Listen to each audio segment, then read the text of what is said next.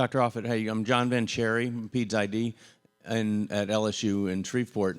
And my concern is that parents who choose not to vaccinate don't have any skin in the game. They want authority for decision, but not responsibility for what happens of the decision.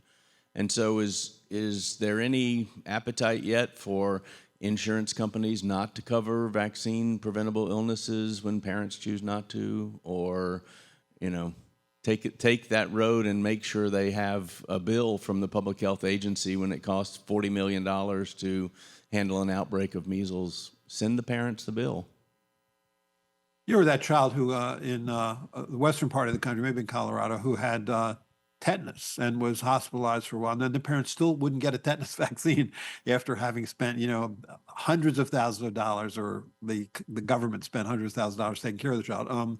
I don't think so. I mean, it just ends up punishing the child. I think the one thing I would like to see is, I'd like to see us be more emotional about this. I mean, to tell those emotional stories. So, I mean, you can go through all the numbers of measles cases or whooping cough cases or flu cases, but you need to feel it. So, for example, there's a woman, and Sue Kresley, I'm sure knows her, named Alyssa Kanowitz, who's the head of the Amanda Kanowitz Foundation. And she gets up in front of the public. I followed her at one of these Montgomery County immunization coalitions, Sue, and she says she chose not to vaccinate her child against flu. Now, then she shows a series of videos of her beautiful little 4-year-old daughter interacting with friends, family, relatives, and then she tells a story of what it was like to watch her child die of flu.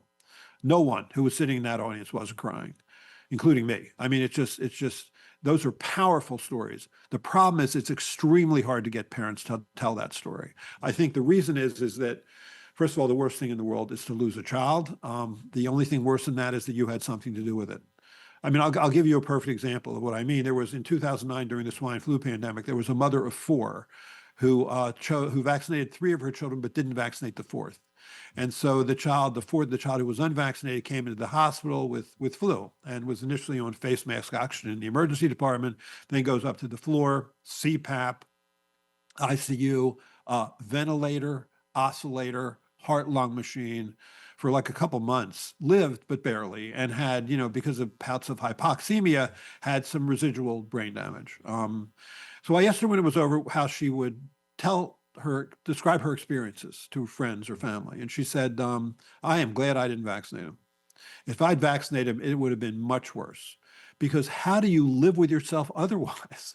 To think that you did that. You can't look at those two groups of parents in West Texas. Well, the Hildebrands, the father got up, Daisy Hildebrand's father got up and said he was angry at the hospital. And same thing with this measles encephalitis case in Pennsylvania. The mother was angry that the hospital wasn't doing enough to treat her child.